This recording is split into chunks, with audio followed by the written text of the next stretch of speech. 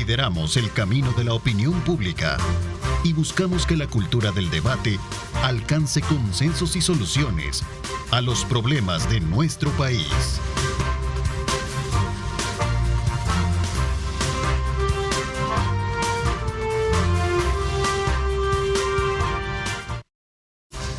¿Qué tal? Muy buenos días. Gracias a Luisa Mayoa, gracias a todo el equipo de Telenoticias Megavisión por trasladarnos desde luego hasta este espacio, nuestra control de la señal para poder continuar desde luego con nuestra programación en esta mañana de día viernes 1 de diciembre de 2023. Una fecha importante que ya marca el pulso del reloj que vamos desde luego despidiendo este año. Así es que desde ya le invitamos a usted a poder de alguna manera aprovechar al máximo lo que resta del año para poder cumplir todas sus metas y objetivos. Recuerde, como siempre, colocar a Dios en el centro de sus actividades. Esta mañana, como ya es costumbre, le doy la más cordial bienvenida a nuestro acostumbrado panel de esta edición especial de Diálogo 21, no sin antes agradecerles también a ustedes esa deferencia que tienen por darnos y prestarnos la atención a nuestro programa. Saludo cordialmente a Tania Pastor. ¿Cómo estás? Qué gusto saludarte. Bienvenida, Tania. Gracias, Ernesto. Un gusto estar viernes más acá con toda la audiencia de Grupo Megavisión y por supuesto ya dándole oficialmente bienvenida a la doctora acá al grupo, Lic Contreras, allá a Carlitos y a todos ustedes que nos oyen en casa. Definitivamente también Julia Evelyn Martínez, economista. La sorpresa del día. Hola. Gracias por acompañarnos.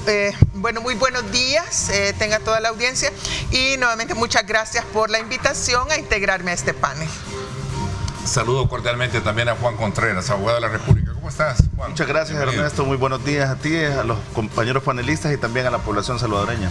Pero también saludo a Carlos Araujo. ¿Cómo estás, Carlos? Muy bien, aquí otro viernes más. ¿Sí? Vamos a ver qué vamos a comentar este día. Creo que hay temas interesantes. Sumamente interesante, sumamente interesante. El día de ayer, con dispensa de trámite, la Asamblea Legislativa aprobó un decreto para otorgar un permiso sin goce de sueldo de 6 meses al presidente de la República y al vicepresidente como tal, sin que esos pierdan su calidad de presidente y vicepresidente. Así, además, se aprovechó para poder de alguna manera aprobar lo que significa la persona que va a asumir durante este permiso que se le ha otorgado a la Asamblea Legislativa al presidente de la República, la persona encargada a asumir la presidencia. Y se trata de Juana Claudia de Guevara, ¿verdad? La ciudadana Juana Claudia de Guevara, que también fue aprobada por la Asamblea Legislativa. Un hecho que trasciende sin duda alguna lo que venía discutiéndose, planteándose y debatiéndose en este y otros programas. ¿Cuál es la naturaleza de la discusión, los alcances que tiene todo esto? Pues parte del tema que vamos a tener. Y quiero poner en contexto el material periodístico de nuestros equipos de noticieros Megavisión para que podamos de alguna manera tomarlo como punto de referencia y luego someterlos al análisis respectivo de ustedes. Veamos.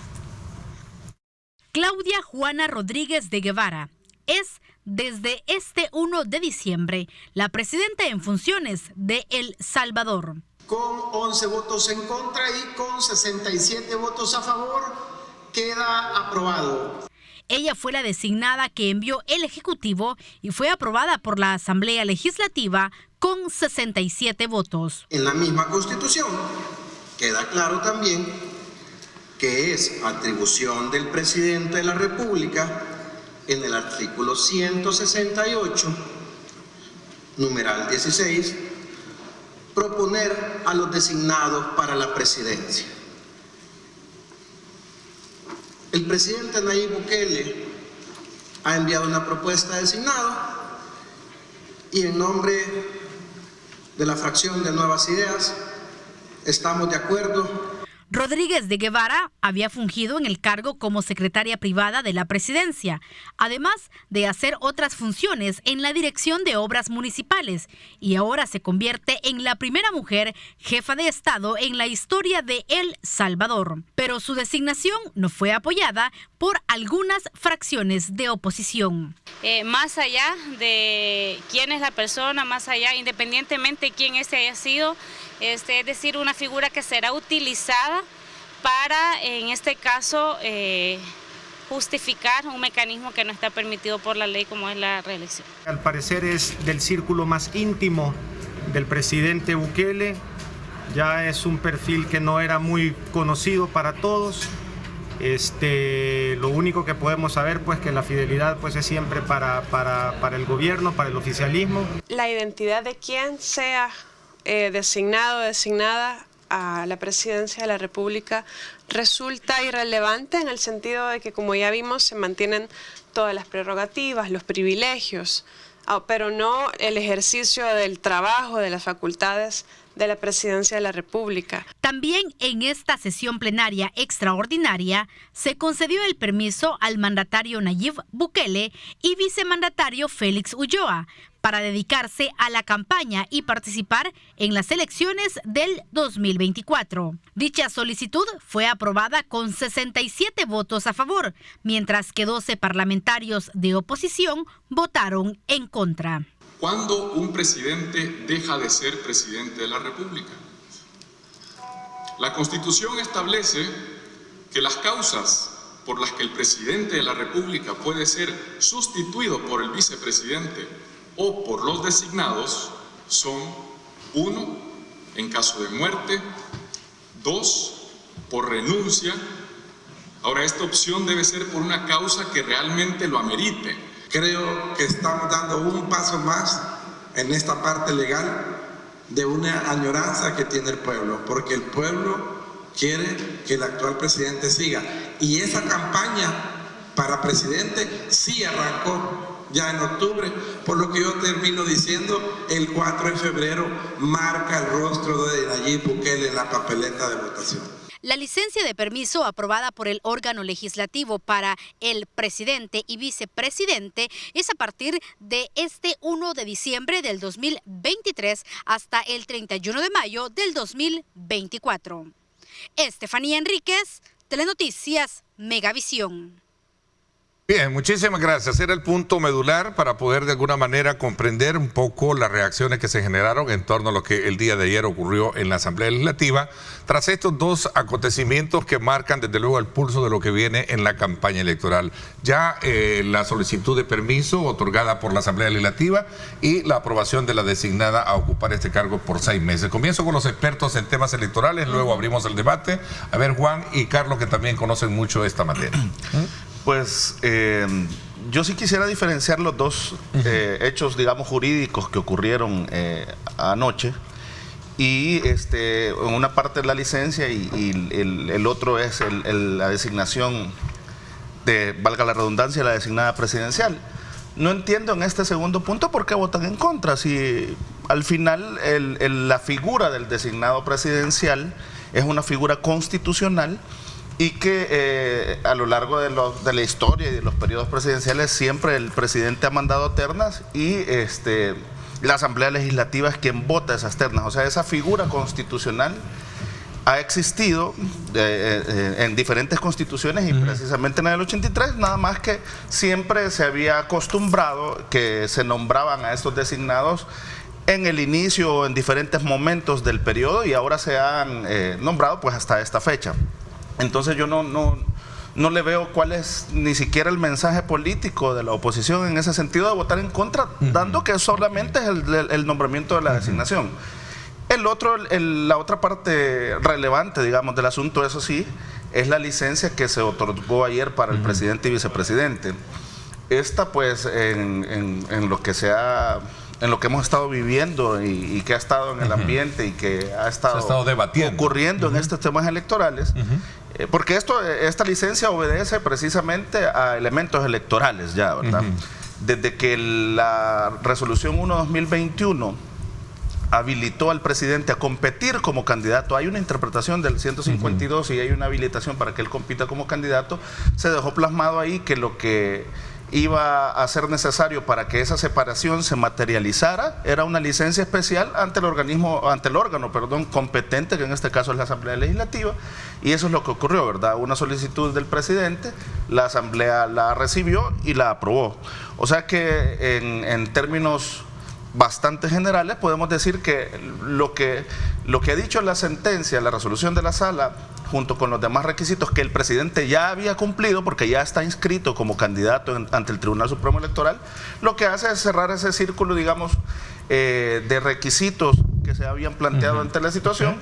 Es algo que tenía que ocurrir. Esa separación material de 6 meses antes del inicio del nuevo periodo es una de las partes que la interpretación de esa resolución de la sala nos deja esa claridad, ¿verdad?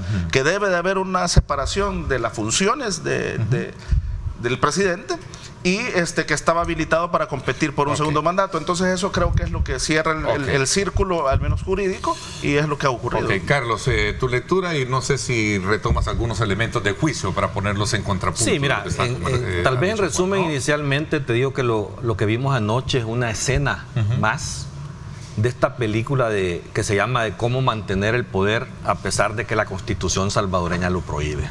Vea, es eso exactamente lo que sucedió el día de ayer. O sea, es un paso adicional de la que ya veíamos, de algo que ya se sabe que va a suceder, a pesar de todo lo que la Constitución de El Salvador dice. Yo sí, Juan, creo que sí había motivos por los cuales no votar o votar en contra de la designación. Primero porque, bueno, ya no me extraña, si violaron la Constitución para reelegirse, la pueden violar en cualquier otra cosa, mucho menos para nombrar a los designados presidenciales. La ley y la Constitución claramente lo dice, que sí le pone plazo al presidente al inicio de su mandato para presentar las ternas. O sea, no es cuando él quiera, hay un plazo. Yo eso sí tendría que buscarlo, porque sí, no dice un plazo determinadamente. Hay un plazo. O sea, la Constitución pero eso no es lo importante, no hay plazo. El punto de fondo es que el presidente está obligado a presentar las ternas para elegir a los 2 designados. Ayer presentó una carta donde presentó un nombre para elegir a un designado. Bueno, pero el efecto jurídico, al final la Asamblea nombra uno, o sea, puede poner el listado como sea, pero vas a elegir es que uno. Ellos interpretan la Constitución a como les da la gana, porque la Constitución... El efecto jurídico es que hay un designado. No, claro que sí. O sea, ahorita ya está un designado votado por la Asamblea. La Constitución establece un procedimiento. No, la Constitución no establece procedimientos. La Constitución establece normas de carácter general y le da la potestad al presidente. Lo que dice la Constitución. Sí lo dice el 168. Y dice que es atribución del presidente presentar las ternas, pero es una atribución de él. Si en las ternas, siga leyendo. Si en las ternas, termina lo ordinario.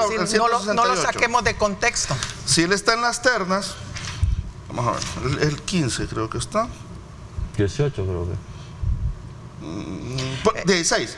Proponer las ternas de personas de entre las cuales la Asamblea Legislativa elegirá a los 2 designados a la presidencia. ¿Elegirá? ¿Quién elegirá? La Asamblea Legislativa. ¿Y quién ha elegido? No, la Asamblea. El presidente. No, hombre, es la Asamblea la que eligió. Porque bien la Asamblea podía declarar desierta esa elección. No hay ningún problema. Si una terna no te parece. Es tan expreso y tan violatorio que la Asamblea debe de vigilar que cumpla los requisitos y las prohibiciones también establecidas para los designados. Exactamente. Lo hicieron. No saben. Eso no sé en el decreto. En el decreto no sé, en el decreto tiene que estar. Claro. ¿Qué hacen normalmente cuando eso sucede? Si no está, pero también hay mecanismos de control. ¿Tú has trabajado en la Asamblea? No, claro, por supuesto. ¿Cuál es el procedimiento cuando un funcionario de ese tipo se tiene que elegir en la Asamblea? ¿Pasa a la Comisión de Legislación para qué, Juan? Para verificar situaciones, pero mira, pero es que ahora hay dispensa de trámite. Por eso, pero cuando no es express, es la figura de dispensa de trámite. Entonces, cuando hay dispensa de trámite, el procedimiento, tú también has trabajado en la Asamblea, el procedimiento es distinto y no vas a la comisión. El capítulo de cómo mantenerse en el poder violando la Constitución, sí. O sea, estas son las lecciones de cómo tener el poder de un país a pesar de lo que la Constitución de un país dice. Si se está especulando que no cumple algún requisito constitucional, ahí están los mecanismos de control constitucional. No, pero entonces, si no saben, entonces ¿para qué estar señalando? La Asamblea no cumplió. Por eso digo, hay mecanismos de control constitucional. Lo cumplió porque votó y ahí está la persona designada. Pero lo cumplió. Pero el designado no está. Está votado con 67 votos. Y yo creo que al final de cuentas, vamos a ver un poco de conclusión, porque voy con Tania y también la doctora Martínez para conocer sus puntos de vista, Carlos. A manera de conclusión, o sea, vamos a ver. Tania.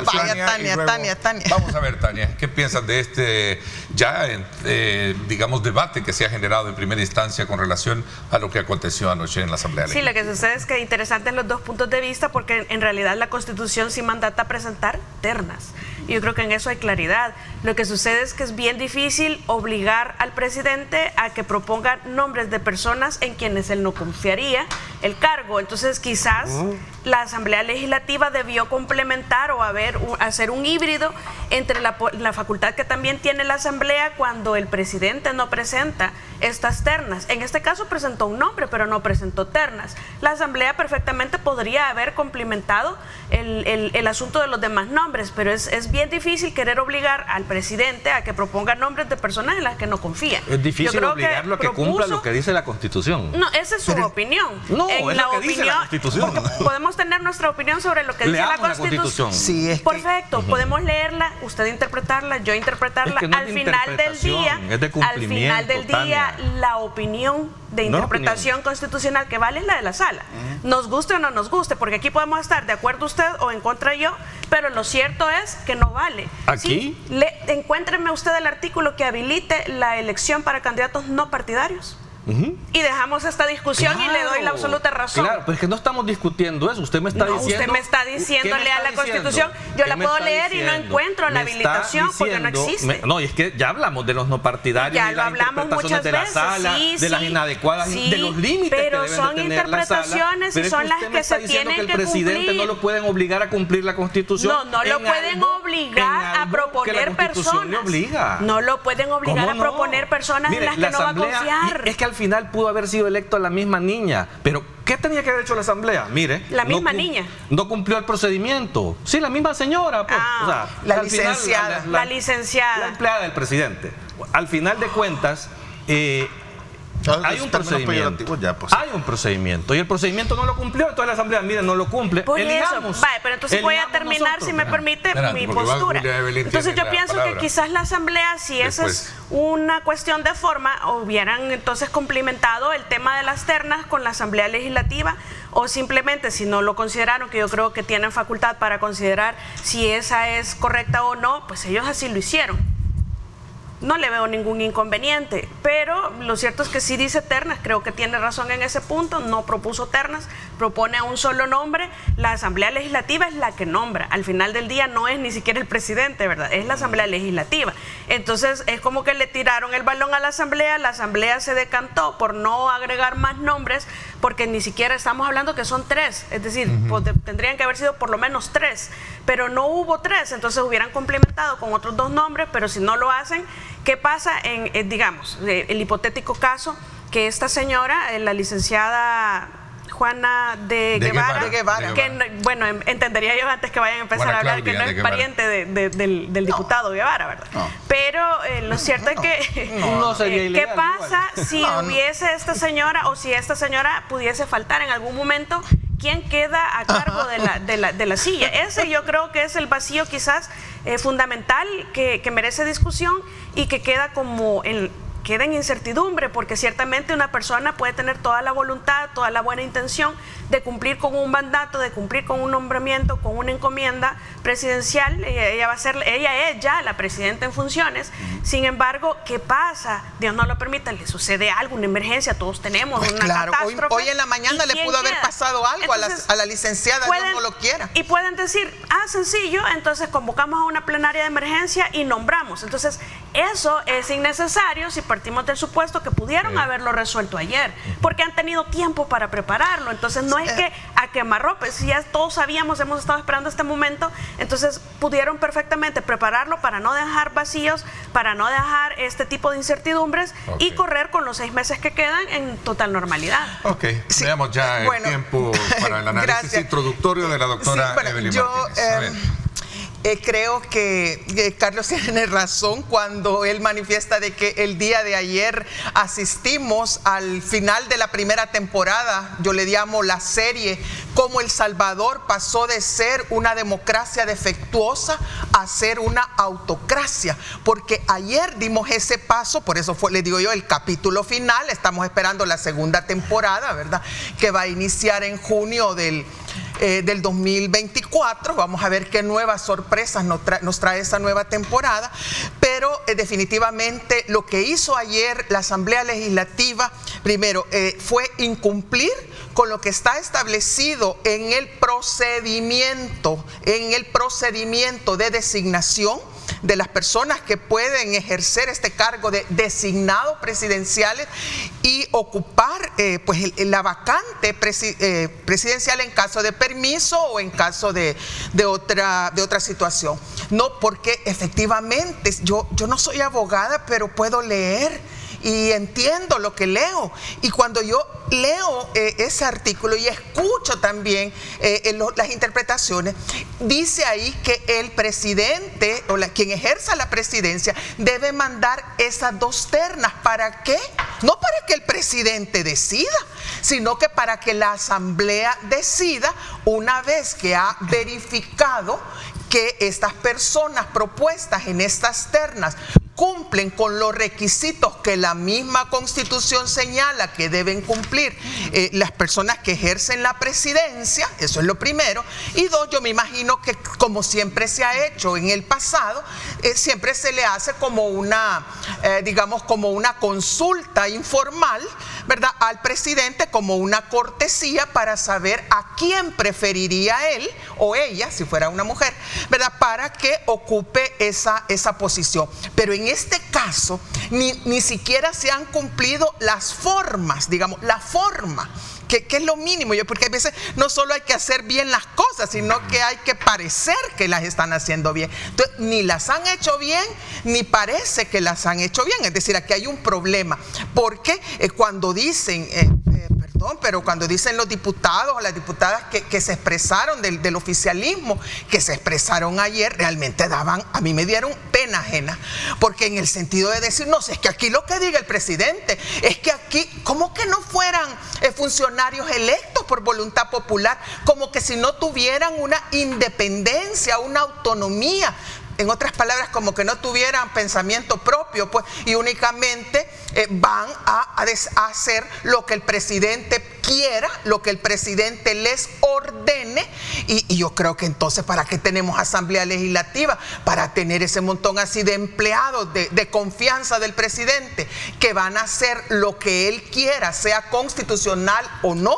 Yo creo que para eso, ahí sí creo que se están desperdiciando realmente los recursos para la Asamblea Legislativa. Y cuando la oposición, yo creo que cuando la oposición se opone, y agradezco que se hayan opuesto y que no se hayan abstenido, porque las abstenciones me parecen cobardía, pero cuando se oponen a esta designación no es porque tengan algo contra la licenciada de Guevara, es que yo creo que no es un tema contra ella, sino que se oponen, 1, porque no se están cumpliendo los procedimientos, y 2, porque, híjole, recordemos, yo digo siempre, es como el elefante en la sala, ¿verdad? Recordemos el gran elefante que tenemos ahí en la sala y del que quizás no queremos hablar, pero es que esta designación ocurre dentro de un proceso que sigue siendo inconstitucional. Por más adornos, por más discursos y justificaciones que se den, este es un proceso inconstitucional. Ok, vamos a ver, abrimos el debate. Por eso es importante o reviste especial importancia a las próximas elecciones, porque en este panel, cuando quedó electa la bancada oficialista, nosotros decíamos, no es un cheque en blanco. Sin embargo, la población nos ha venido enseñando y se ha confirmado encuesta con encuesta que lamentablemente, en mi opinión, ha sido un cheque en blanco. Este momento de estas nuevas elecciones vienen a ser como una medición a la legitimidad en la actuación de esta Asamblea Legislativa, por cuanto si la vuelven a dar mayoritariamente al oficialismo, estarían legitimando esta actuación en la que nosotros decíamos, no tienen un cheque en blanco, pero han actuado como si lo tuvieran, y la gente parece estar conforme con eso. Entonces, venir a exigirles que se comporten como nosotros quisiéramos que fueran los funcionarios de la Asamblea Legislativa, que no hemos tenido nunca jamás en El Salvador, pero resultaría como contradictorio con lo que la gente está pidiendo en las urnas. Por eso es que es importante esta legitimación que se viene en el 2024, tanto para diputaciones como para el mismo presidente de la República, porque en mi opinión, y lo he sostenido muchas veces y lo podemos entrar a discutir cuantas veces queramos, por lo menos por hoy es una habilitación completamente constitucional la participación del presidente Bukele. Podemos estar, porque yo nunca me he referido al contenido de la resolución, siempre he validado o he, digamos, asumido la defensa de la validez de esa resolución. No obstante, no estoy de acuerdo con el contenido, pero al igual que en el pasado, pues pude no estar de acuerdo, pude haberme manifestado, pero terminaba cumpliendo las resoluciones. Entonces, este momento de legitimación que se viene, yo creo que es crucial para todo lo que está pasando ahora. Yo creo que así como... tienen la palabra, abrimos el debate.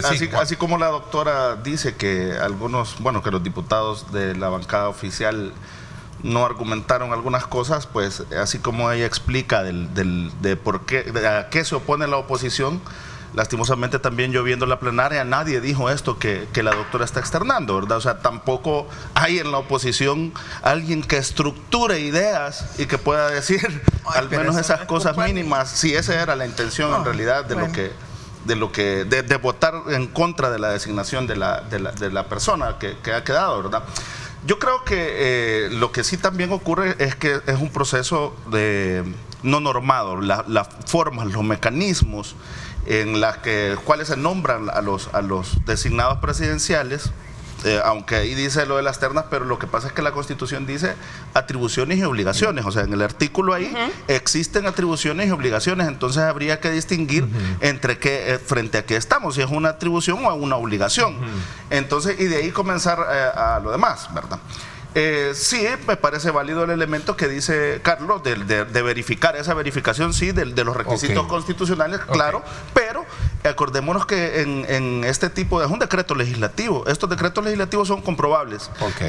Comprobables su constitucionalidad. Y si alguien dice, mire, la señora que nombraron tiene un vicio de constitucionalidad y no podía ser porque tenía algún requisito, puede presentarse ante las instancias correspondientes y que se... Pero, ¿y qué pasa si a esta señora, a esta licenciada, se le declara que no cumple con estos requisitos?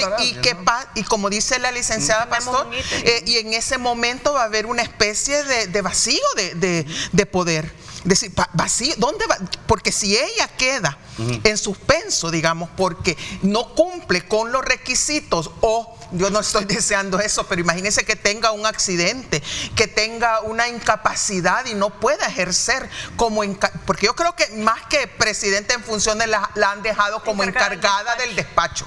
Ella es encargada del despacho. Y no lo estoy diciendo de forma peyorativa, pero ella queda encargada, porque ella lo que queda es una de las personas, según me cuentan, a mí no me consta, pero me cuentan que es de la mayor confianza, no solo del presidente Bukele, sino que de toda la familia Bukele y de todas las empresas que están vinculadas al grupo Bukele. Entonces esta persona es a la que dejan te dejo de confianza para que me guardes las espaldas, para que guardes las espaldas de mis hermanos, de mi familia, y para que me estés comunicando todo lo que esté ocurriendo. Por eso la pone. Pero si esa señora, es decir, el que sea la que le maneja el dinero al presidente Bukele, a él y a su familia y a sus empresas, eso no en sí mismo no consiste. Hay un elemento importante. Eso no es argumento suficiente para que la pongan de designada. Hay un elemento sumamente importante en lo que menciona con el nombre de la persona, que la oposición a 4 años y medio de ejercicio del presidente Bukele nunca supo leer los movimientos del presidente, porque mencionaron de nombres a los hermanos, mencionaron hasta el doctor Fabio Castillo, que es un abogado brillante y mis respetos para él en el gremio jurídico, y mencionaron a cuánta gente se les ocurría. Sí, la oposición, pero por eso está donde está, licenciado. O sea, nunca supieron leer, nunca mencionaron a la licenciada de Guevara hasta que ayer lo conocimos todos en la plenaria. O sea, increíblemente mencionaron la oposición irrespetuosamente incluso a Laila. Sí, entonces sí, ya está. Mencionaron uno que se refirió a la abuelita del presidente. Pero volvamos ese es el problema de la oposición política en El Salvador, porque no son capaces en momentos trascendentales como este de la historia política de nuestro país. Aquí se está escribiendo historia política. El presidente ya está de licencia y nunca supieron leer un movimiento. Y la oposición ni puede articular argumentos coherentes, ni tampoco tiene como la altura pues para la capacidad de análisis estratégico de los movimientos del gobierno de Bukele. Le pide producción que les presente este artículo 155 de la Constitución y que lo analicen. ¿Qué piensan? Dice: en defecto del presidente de la República por muerte, renuncia, remoción u otra causa, lo sustituirá el vicepresidente. A falta de uno de los designados por el orden de su nominación. Y si todos estos fallaran por cualquier causa legal, la Asamblea designará a la persona que habrá de sustituirlo. Si la causa que inhabilita al presidente para el ejercicio del cargo durare más de 6 meses, la persona que lo sustituye conforme al inciso anterior terminará el periodo presidencial. Si la inhabilidad del presidente fuera temporal, el sustituto ejercerá su cargo únicamente mientras dure aquella. Carlos. Mira, o sea, es que lo que ha sucedido el día de ayer ya está claro con esto. O sea, eso ya no tiene ningún sentido porque ya se aplicó la designación que ellos quisieron en su momento. A mí me encantaría, solo para reforzar lo que hemos hablado y lo que le he estado diciendo sobre el tema de las ternas y los designados, vuelvo a reiterar el incumplimiento de las atribuciones de la misma Asamblea Legislativa. Artículo 131, número 17, numeral 17. Dice que la Asamblea Legislativa deberá elegir para todo el periodo presidencial respectivo en votación nominal y pública a 2 personas que en carácter de designados deben ejercer la presidencia en los casos y el orden determinado en la Constitución. Quizás hay un vacío. 2 personas fueron electos nominal y públicamente. Abrimos este debate cuando regresemos. Regresamos 7:02, me dice producción. La Asamblea le queda debiendo a la población. No tenemos presidente en funciones. Vamos a la pausa y regresamos con este debate. Quédese con nosotros. Son las 7:02. Gracias por su sintonía.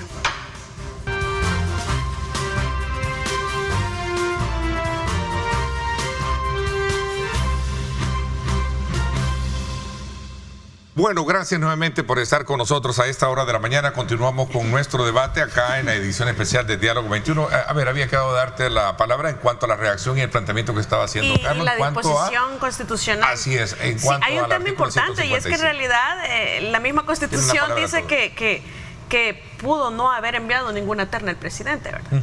Yo creo que eso por un lado. Por otra parte, en cuanto a los procedimientos legales, en algunas de las ocasiones, incluso esto viene de jurisprudencia de la sala, no digo que sea lo mejor, pero a veces en ciertas circunstancias es permitido, la finalidad con la que se realizan ciertas cosas permite en algunas ocasiones obviar formas que no ocasionan ningún tipo de lesión a nada. Entonces no podemos alegar nosotros una vulneración a la Constitución por el simple hecho de no presentar las ternas completas. Yo creo que hubiera sido lo mejor y que era necesario para evitar este tipo de discusiones y no dejar también en la incertidumbre qué pasa si falta la licenciada de Guevara.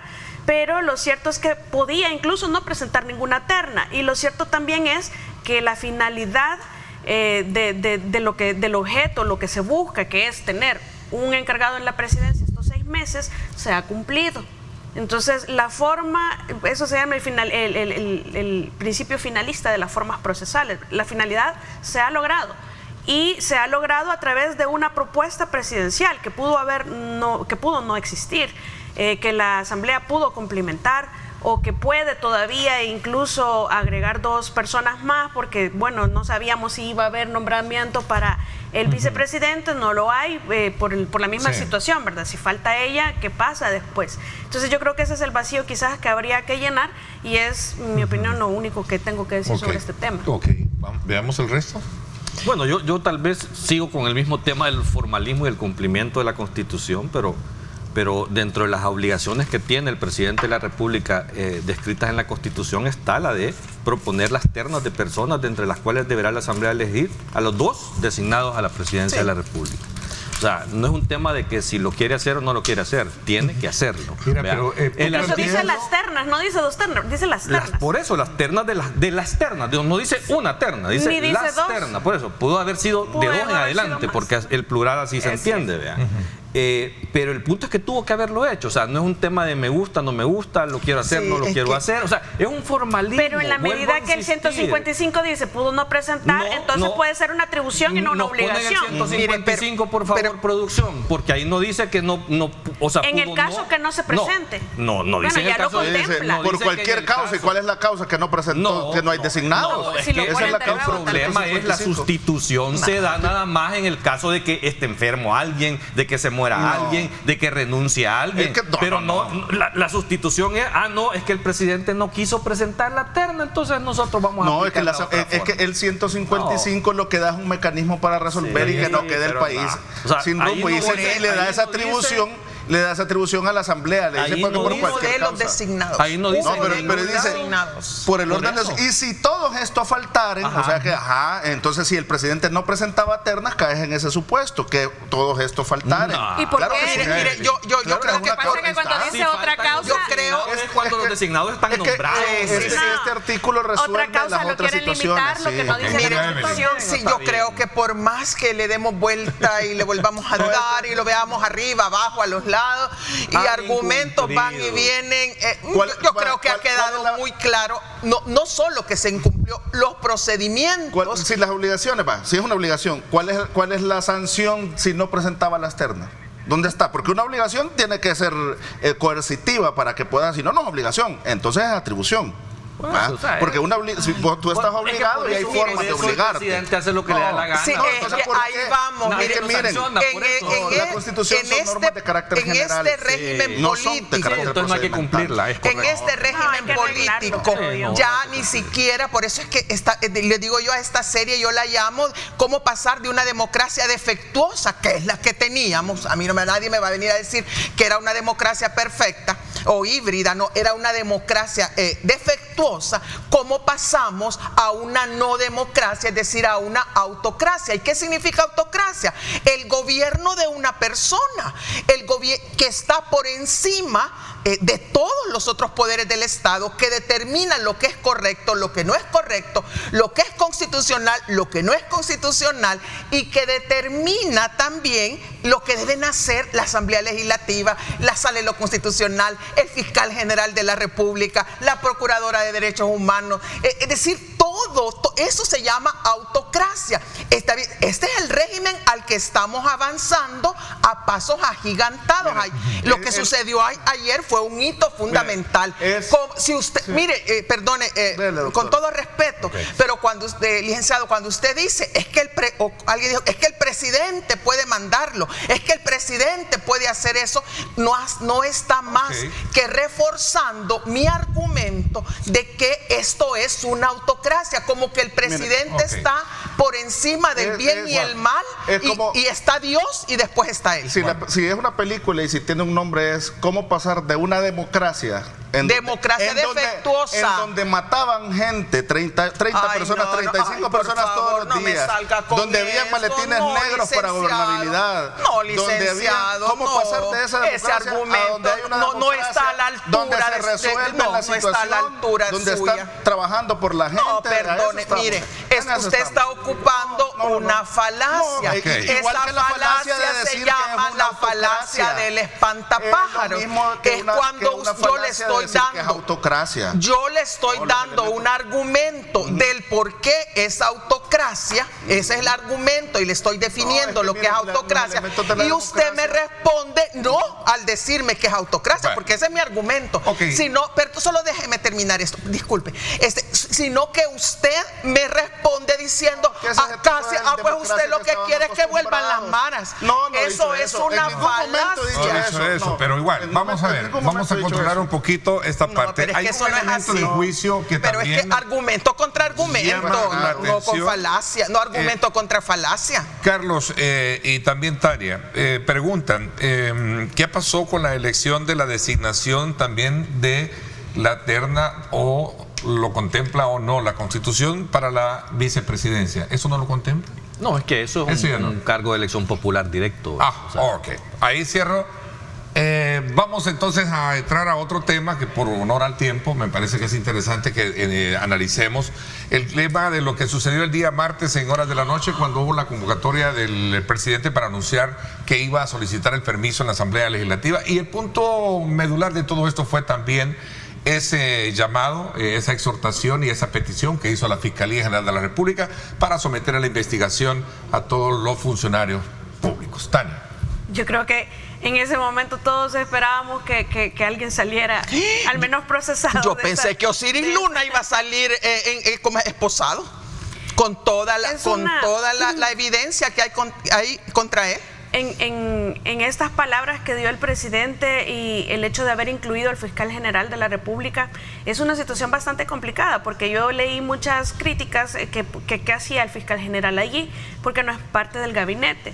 Me parece que muy diplomáticamente el fiscal general aceptó una invitación presidencial, como puede aceptarla de cualquier otro funcionario. A veces está en la Asamblea Legislativa también, pero por lo menos en lo personal yo sí no le encuentro ninguna falla al hecho de que haya aceptado estar allí, por cuanto yo vi todo el funcionamiento o por lo menos estudié un poco el funcionamiento de la CICIG y parte de lo que los comisionados de la CICIG, incluso el que ahora es ministro o era ministro allá abajo en Colombia, decía: tenemos que ser amigos de todos. Y eso no significa que no los vamos a investigar, pero tenemos que hacer buenas relaciones diplomáticas, porque se supone que es un Estado en donde todos se deben llevar bien, y eso no significa que yo no te voy a investigar. De hecho, la CICIG, el comisionado Iván, no recuerdo ahora mismo el apellido, pero estaba sentado en las mismas mesas de las personas que después tenían procesados junto a la FESI en Guatemala y de luego encarcelados. Bueno, tenían buena relación con el presidente y vicepresidente, que después todos sabemos lo que pasó, pero sí me parece un buen tino por parte del fiscal general. No significa que sea parte del gabinete, o sea, que tenga que ser entendido así, ya eso depende. Esto me parece que le hace una carga adicional a la función que realiza el fiscal general, porque su mandato constitucional es investigar independientemente que se lo pidan o no. Ese es su mandato.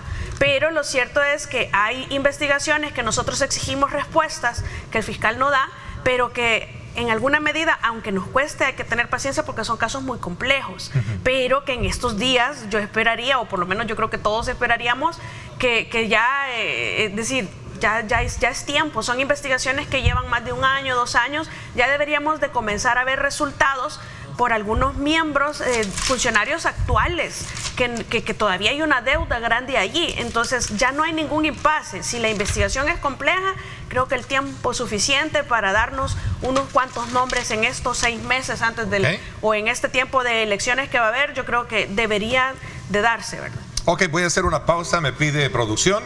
Luego regresamos con el análisis también complementario de esta primera fase introductoria de cómo se llevó a cabo esta reunión de gabinete de gobierno la noche del día martes, en la cual pues el presidente pidió investigación por parte del fiscal general de la República para dejar lo que él llamó un buen legado y no ser recordado, como decía el presidente de la República en su intervención, como un ladrón.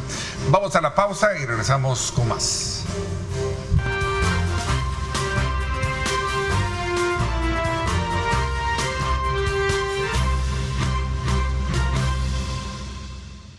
Bueno, gracias nuevamente por estar con nosotros. Continuamos con este tema que sin duda alguna trae consigo diferentes puntos de vista y los alcances que tiene alrededor de esta transmisión de la cadena nacional. Solo quiero en la cual lanzar sobre la mesa una palabra, una frase que realmente me gustó porque fue muy folclórico y todos lo decimos así siempre, y ojalá que eso se materialice. Nadie tiene por qué comerse la corrupción de otros.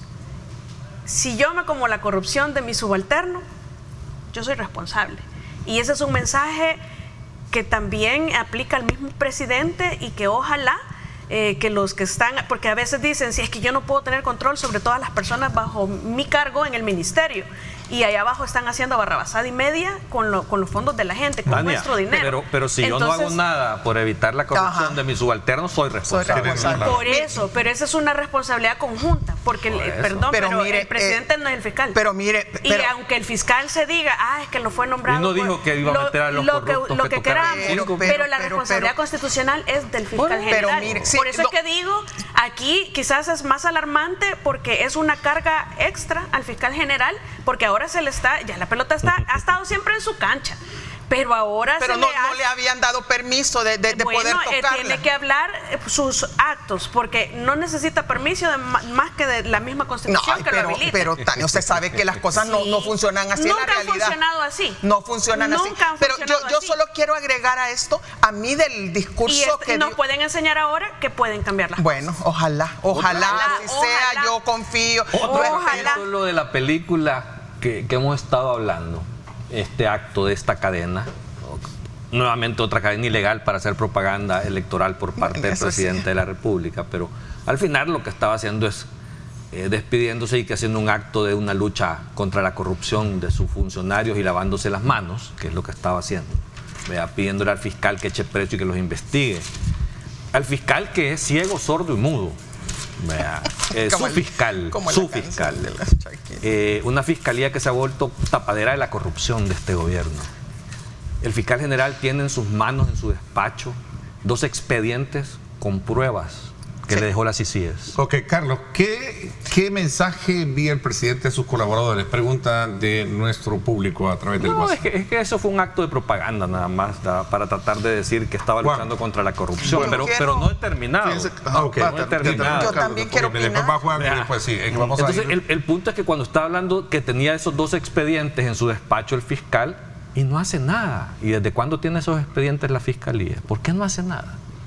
Tiene en sus manos un expediente fiscal de una unidad especializada que documentó y probó corrupción para las elecciones del 2021 y otras cosas adicionales de funcionarios de este gobierno, el director de centros penales, entre otros, con también pruebas sobre el pacto con las pandillas de este gobierno, y no hace nada.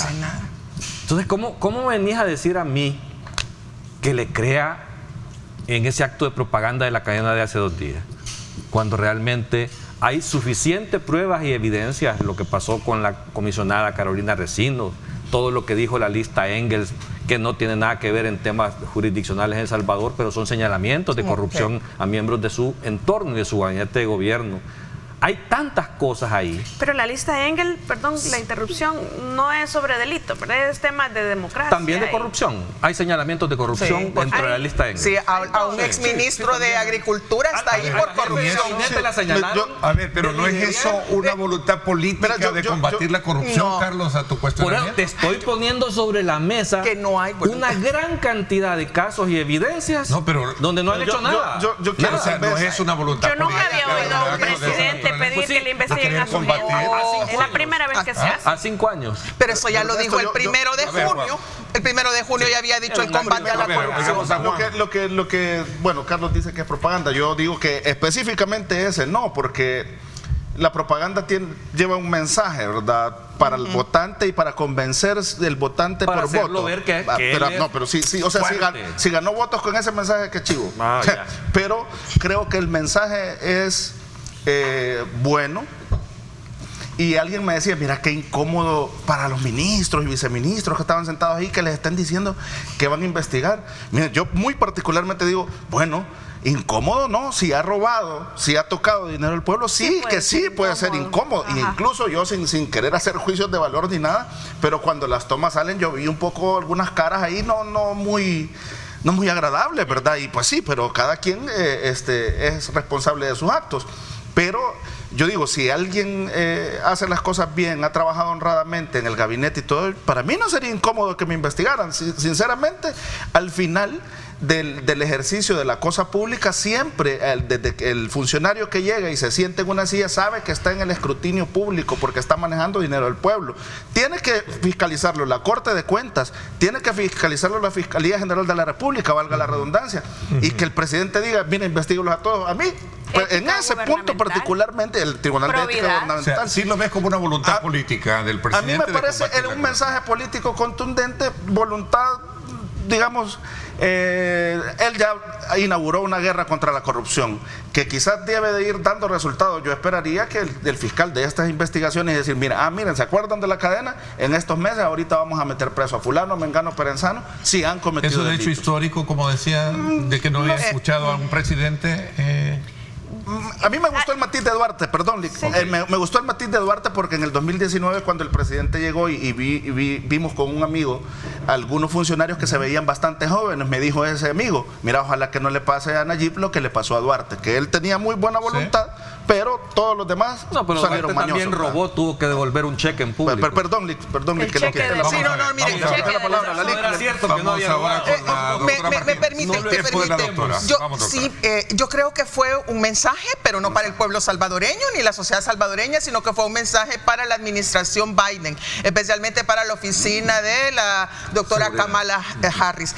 Recordemos que estuvo en el país el doctor Philip Gordon, que es el asesor de seguridad nacional de la vicepresidenta, para hablar de un multimillonaria inversión que las empresas privadas de Estados Unidos quieren realizar en la región centroamericana, y esa tiene como uno de sus como condiciones, porque se van a hacer a socios público-privados, que haya una buena gobernanza, lucha contra la corrupción, respeto a los derechos humanos y actuar en base al Estado de Derecho. Eso es lo que le vino a decir. Entonces él le responde, vaya, entonces confíen en mí, porque el presidente Bukele actualmente en Centroamérica es el único socio confiable que tiene la administración Biden. Entonces él les dice, vaya, está bien, síganme apoyando, yo aquí, mire, les ofrezco aquí que a todos los corruptos que están aquí, yo estoy dándole permiso, pues, o estoy facilitando que el fiscal general los investigue, se destituyan y los metan presos. Entonces, primero yo creo que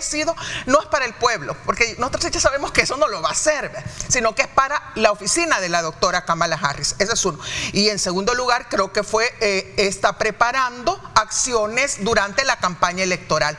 Yo no dudo que más de alguna de las personas que estaban ahí, no puedo decir quiénes, ¿verdad? Que yo también creí, perdón, hago un paréntesis, yo creí que Osiris Luna iba a salir esposado, yo eso me lo esperaba y hubiera sido, el prime time, ¿verdad? Del momento.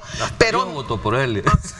Casi, no, yo sí lo saco, creo que estaría diciendo otra cosa este día. Bueno, entonces, sí, pero mira, una captura masiva. Entonces yo creo que, no masiva no, pero sí va a haber alguna captura. No, yo no creo que sea masiva, pero sí va a haber más de alguna captura, más de alguna investigación. Pero ¿para qué lo va a hacer el presidente Bukele? No porque él esté realmente interesado en investigar la corrupción o porque él no sepa que hay corrupción en su gobierno.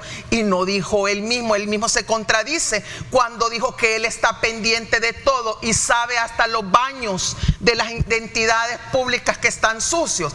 Si él tiene tiempo y tiene la información para estar pendiente de dónde están los baños sucios de este gobierno. No ha ido porque están sucios todavía. Pues sí, que si él sabe, ¿cómo no va a saber que Osiris Luna tiene toda una investigación abierta y debidamente documentada de que se robó 42,000 sacos de alimentos que estaban destinados para los afectados por la pandemia y los vendió junto con su mamá y otra amiga que es socia comercial de ellos? Entonces él va a utilizar eso para que durante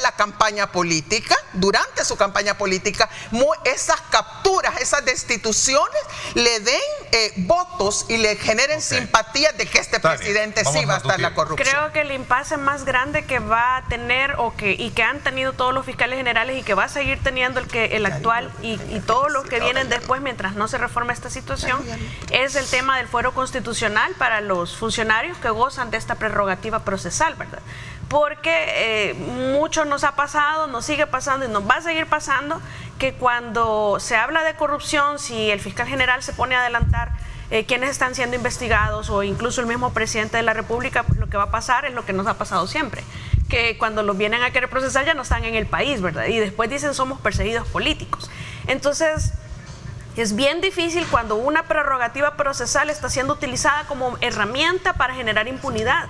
¿Por qué no cumplen con la oferta electoral que nos hicieron, de remover el fuero constitucional, por lo menos en los delitos comunes, para todos los delitos en realidad, que no sea esto un muro con el que encuentre el fiscal general cada vez que quiera ser efectivo y eficaz en la persecución de criminales, porque los funcionarios corruptos son al final del día los criminales más peligrosos que tenemos en el país, y yo lo he dicho siempre, los corruptos son los padres de los pandilleros. Entonces ellos se merecen el SECOC que ofreció el presidente y nada mejor que eso. Es decir, ellos merecen estar igual o peor que los pandilleros porque ellos son los padres.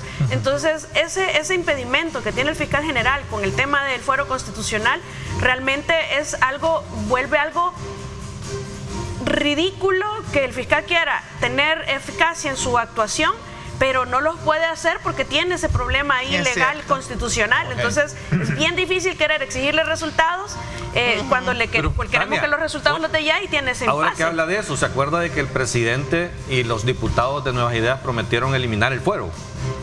Sí, tal vez en la segunda temporada. Fue lo primero que yo dije. No, por eso, se acuerda que prometieron, vea, y tienen el poder absoluto. Y una reforma constitucional, yo creo que después de las elecciones van a... van a hacerlo. De todos modos fue oferta electoral. No hemos entonces visto yo creo que ninguna iniciativa todavía en la Asamblea para eliminarlo, teniendo todo el poder para hacerlo. Entonces ahí es donde todo se refiere a que es pura propaganda. Ernesto, mira el comentario de los ciudadanos. Sí, iba justo a presentarles esta otra pregunta de la población que nos hace a través de nuestro número de WhatsApp, que si este anuncio no le está dando la oportunidad de fugarse del país a los funcionarios corruptos. O sea, digo, en el tema... Pero mira, la primera parte también. Sinteticé eso, A 4 años y medio venir a anunciar que investiguen la corrupción llega tarde, es un anuncio únicamente por la reelección. Vea, ahí el comentario, vea, que esto es que también casi avisarles, miren, el que las debe mejor váyase. Ok, voy a la pausa, no me cambie, regresamos con más. Oposición analiza retirarse de la campaña electoral, también otro de los temas que vamos a analizar, 7:31. Pausa y regresamos.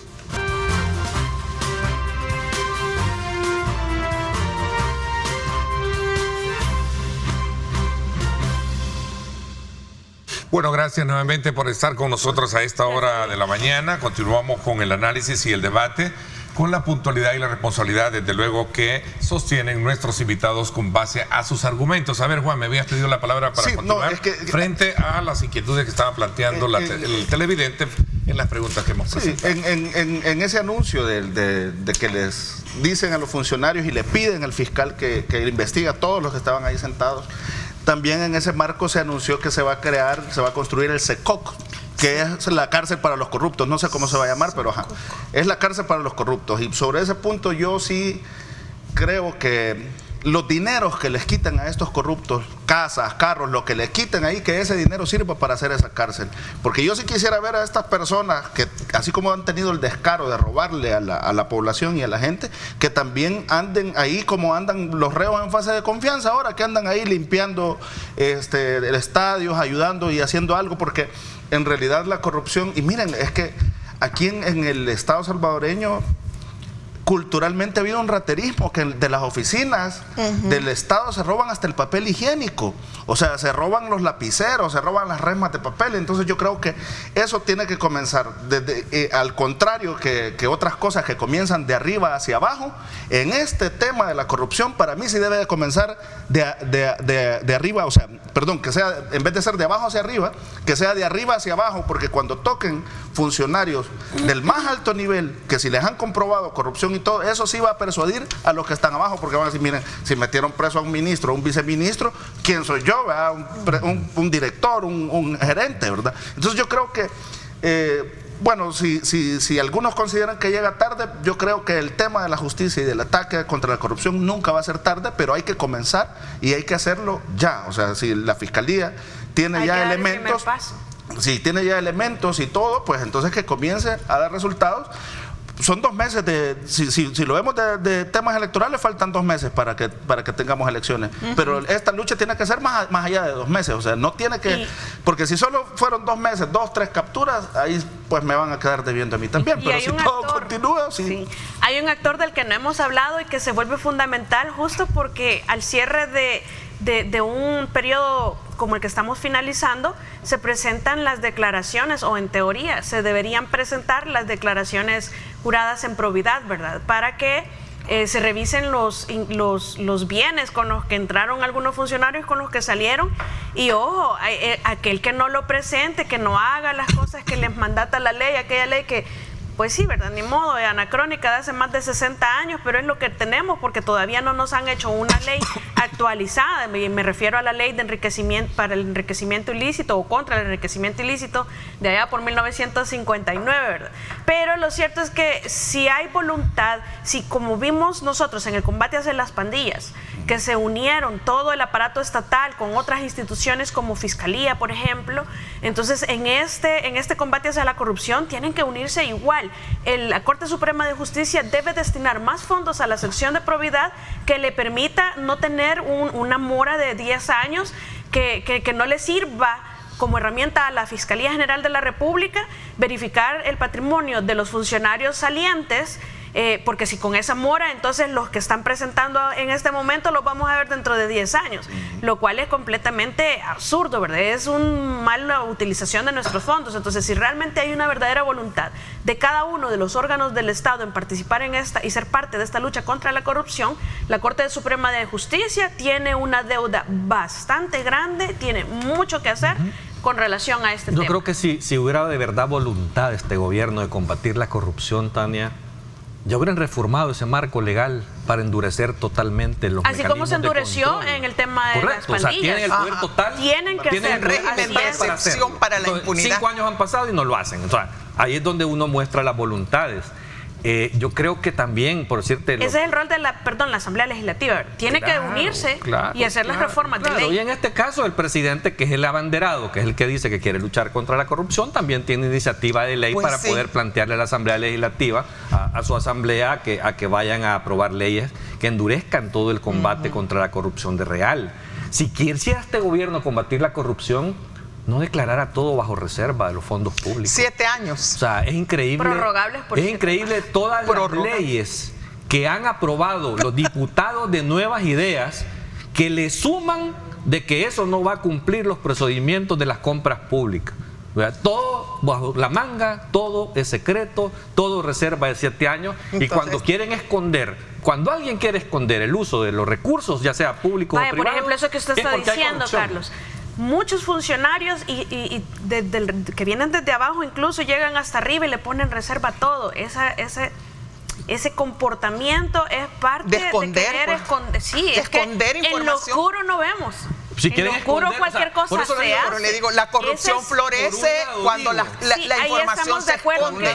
Quiero combatir, y por otro lado, todos los gastos públicos son reservados. Es un poco pero yo como fiscal, el fiscal general de la República debería prestar más atención o comenzar por aquellos funcionarios en donde absolutamente todos están reservados. Yo por eso lo que dice... Yo allí sospecharía. De la cárcel, del SECOP, de lo que dice Juan, ¿vea? Yo no gastaría fondos públicos en hacerle cárceles nuevas y bonitas a los corruptos. No, yo los meto a Mariona donde están los reos comunes y que vayan a pagar las consecuencias de sus actos. No los pueden mezclar, pero no pueden tener mejores condiciones. Con que torturan a los inocentes, no van a meter a un corrupto con los delincuentes ahí en Mariona. Eso es una costumbre que se trae desde antes porque son quienes gobiernan y deciden que paguen las consecuencias. Yo estoy de acuerdo.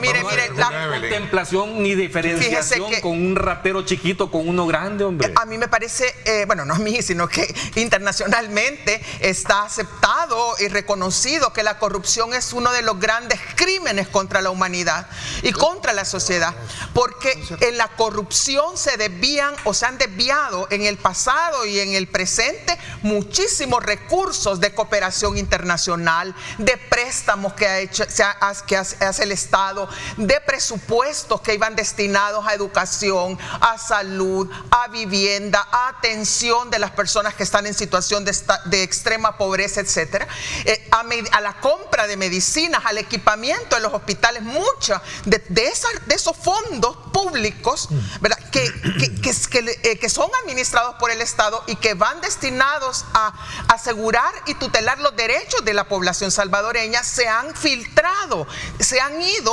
históricamente, porque esto no es nuevo, esto ya vemos que hay una larga lista de corruptos. Hasta tenemos ¿recuerdan cuando el diputado Guevara Lacayo dijo en una plenaria. Yo no maté, pero sí robé. Yo no maté, yo no tengo las manos manchadas de sangre, pero sí robé. Sí, robé, pero no maté. Pero no maté a nadie. Es decir, hay que tener realmente cara dura para que decir eso, pero lo que estaba expresando es la realidad estructural e histórica de la corrupción. Mira. Por eso yo, yo coincido que no hay que hacerle tratamientos especiales, que no es un spa, pues, pues no es una casa de retiro a la que los vamos a mandar, sino que tienen que irse directo a cumplir una pena por el crimen que han cometido contra la sociedad salvadoreña. Esta es la pregunta, dice, buen día, ¿cree que creo que ese penal de la corrupción es innecesario porque ya existen otros penales y prefiero 1000 veces el hospital regional a un penal para corruptos que al final puede ser de acuerdo. Para los yo creo que esa opinión es muy válida. Sin embargo, yo sí quiero el SECOC porque de forma simbólica esto sí sería muy ejemplarizante para esos funcionarios que todavía están impunes, para los actuales que andan por ahí viendo cómo hacen trampas con nuestro dinero y para los que vienen detrás. Simbólicamente yo creo que es algo bastante valioso, pero además de celebrarlo, a mí me gustaría aplaudirlo cuando empiecen a llenarlo con el montón de corruptos que tenemos haciendo fila entre los que la mejor señal va a ser cuando los investiguen y los metan presos. Del pasado y del presente. Pero entonces, del pasado hay bastantes que todavía no están. Sí. Ahí sí que entonces yo creo que el momento que como salvadoreños vamos a celebrar realmente y a aplaudir es cuando lo empiecen a llenar, pero parejo. Mire, bueno, ver para ningún color, ¿verdad? Una solución intermedia entre un centro de confinamiento de corruptos especial, ¿verdad? Y Mariona. Mire, pónganle un pabellón especial en el penal de Mariona. O un ala del mismo sector. Un sector especial, ¿verdad? El sector 9 ya existe en Mariona. Sí, pero amplíenlo y ahí lo ponen, identifíquenlo. Yo creo que esa podría ser una resolución. Bueno, estar juntos los dos, porque no merecen menos que no merecen menos. Es importante lo que decía el ciudadano. Es que para los panelistas, para los panelistas, ¿qué opinan del tuit del ministro de Trabajo, Rolando Castro? Si nos lo comparten, por favor. Vamos a ver. Mire, y otra cosa, solo antes de pasar a eso, si me lo permite, respecto a que si es cierto, aquí en El Salvador y en muchos países hay una cultura de la corrupción donde se naturaliza. Usted decía que desde robarse la engrapadora o robarse una resma de papel hasta robarse 42,000 sacos de alimentos, ¿verdad? Pero yo creo que las sanciones y el tratamiento a ambos tipos de corrupción, tanto los de la resma de papel como los 42,000 sacos de alimentos, yo creo que deben de tener penas diferenciadas, es decir, hay que ponerlas de acuerdo al daño causado, no simplemente por el hecho de robar. A raíz del anuncio o la declaración del presidente, inmediatamente el ministro en su cuenta personal, creería yo, porque es Rolando Castro, dijo: decisión correcta y valiente del presidente Nayib Bukele, pedir al señor fiscal investigar. Señor fiscal, dice, no estará muy difícil, solo basta sumar los ingresos de cada funcionario público y cruzar su crecimiento económico, su nivel de vida, propiedades, incluyendo compras suntuosas para adquirir Maserati, entre otras cosas. Eso del Maserati. Felicidades, presidente. Y un funcionario zapatos que roba muy caros, ¿verdad? Público roba al futuro de las actuales. Pero los Maserati son carísimos, vale más que una casa. Y no se lo venden a cualquiera, o sea, no. Vea qué curioso lo que dice, perdón, el tercer inciso tercer inciso que se Ay, no, a Tania se le salió la abogada. Me salió la abogada. Hago la acotación en el comentario del ministro. Porque ha sido público. O sea, bueno, en el tercer inciso del comentario del ministro de Trabajo hace referencia. Vean que es decir, lo que estábamos hablando. Lo del Maserati, volvamos a verlo. También lo del Maserati. Yo incluiría ahí los que tienen un montón de pares de zapatos que son extremadamente onerosos, ¿verdad? Pero en la opinión del ministro se refiere, la tiene bien fácil, dice el ministro, la tiene demasiado fácil, diría yo, y ahí es donde debería estar coadyuvando a la Corte Suprema de Justicia con la sección de probidad, porque precisamente eso que refiere el ministro es lo que se supone que tiene que hacer. No es tan difícil, si es que tienen tan sencillo. El fiscal no necesita no la necesita, pero si hubiera voluntad en la Corte Suprema de Justicia, estaría fortalecida la sección de probidad y estarían ya terminados todos esos cruces que tienen una mora de 10 años. Hay funcionarios que jamás van a poder justificar lo que tienen, especialmente los carros. No sé si ustedes se acuerdan, pero la corrupción de Mauricio Funes y de su entorno próximo cayó precisamente cuando se empezó a investigar los consumos de bienes suntuosos, porque eso ya no era de lujo, era Ferrari, la suntuosidad, eso era imposible. De $15,000. Sí, es que cuando se empezó, eso se destapó y entonces decía, no, pero es que esto no encuadra, ¿verdad? Estos son los ingresos, es una de las cosas que no se pueden ocultar. Los ingresos, pero como los corruptos y las corruptas tienen esa debilidad, porque es una debilidad de carácter, es un ego, porque son narcisistas, eso también es una cuestión de personalidad, no solo política o de cultura nacional, deporte nacional de la corrupción, sino que también hay mucho narcisismo, entonces quieren ostentar, quieren los zapatos, se toman fotos a los zapatos, fotos al carro que están comprando, fotos al reloj que nuevo que tienen, etcétera, etcétera, y ahí caen, como dicen, estos caen por su consumo. Voy a hacer una pausa comercial porque tenemos la última pausa, ¿cierto? Mira, y va a venir Messi. Ah, sí, ¿verdad? Va a venir el 11 en enero, ¿verdad? ¿De verdad? Sí, va a jugar contra la selección. Hablando ya del Inter de Miami. Y nos va a meter 10 goles. No, hablando de cosas. Que no metan a jugar. Hablando de misceláneas, también el accidente de ayer, nuevamente la misma historia. La misma historia. Terrible. El mismo desmantelamiento. Tal vez podamos hablar de eso, por favor. Sí, creo que nos quedan pocos minutos, pero sí, definitivamente que creo que hay que ponerle atención. Eso no tenía que haber pasado de nuevo. Ya habían tomado medidas para que no circularan a esa hora, iban a pesar todo. Las cosas van a seguir pasando mientras las cosas sigan haciéndose de la misma manera. Por ese tipo, es decir, se mancha claro, pero ¿de quién es la responsabilidad? ¿De quién es la responsabilidad? Eso hay que llamar a ese se mancha la reputación de todo el gremio de transportistas por unos irresponsables que no verifiquen el estado y la condición de su... Pero ahí es donde está el Estado. Yo no voy a decir nombres para que no se sientan aludidos en este momento de nerviosismo general que hay, pero allí donde debe estar el Estado y las políticas públicas para prevenir este tipo de accidentes. Hablamos de este tema cuando regresemos, tenemos compromisos de publicidad. Y también la SEM. La SEM, el sistema de emergencias médicas. Ahí debería haber estado. Sí.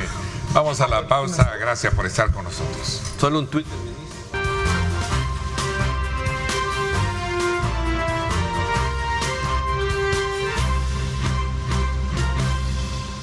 Bueno, gracias nuevamente por estar con nosotros. Corriendo en el tiempo, solo para cerrar el tema anterior, me dice producción, tenemos una pregunta que formula el público. Lo que hace falta es voluntad política de aplicar las leyes a los corruptos. Completamente de acuerdo. ¿Sí? Tenemos ausencia de leyes y leyes deficientes, pero en fin, hay algo que podríamos estar aplicando y no hay voluntad. Y el punto de fondo es que manera de conclusión, el señor fiscal tiene que entrar los que ostentan el poder en este momento en el país no tienen ningún obstáculo para hacer todas las reformas de cualquier marco de ley necesaria para poder combatir la corrupción de una manera más eficiente y efectiva. El accidente, por cuestiones de tiempo. No, yo creo que este accidente no debió ocurrir. No debió ocurrir el día de ayer porque es como una película que vuelve. Como una escena que se repite y siempre es lo mismo. ¿Quién es responsable? ¿Quiénes son los responsables? ¿A dónde estaba este? ¿A dónde estaba el otro? Y la cuestión es que aquí hay que hacer reformas, pero de raíz, realmente de raíz, no solamente en los reglamentos de seguridad vial, en los reglamentos de transporte, y que se deben también de poner en marcha sanciones, ¿cómo es que le llaman? Ejemplarizantes, para que esto no vuelva a suceder. Pero aquí yo creo que no digamos solo el señor que no cambió las llantas o que no le da mantenimiento o que el otro.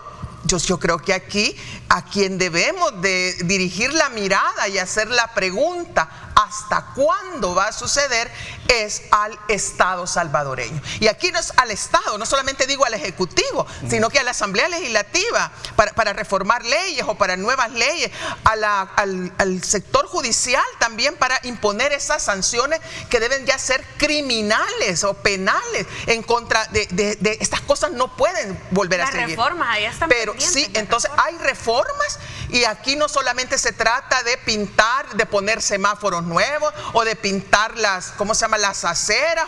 Es que eso es maquillaje.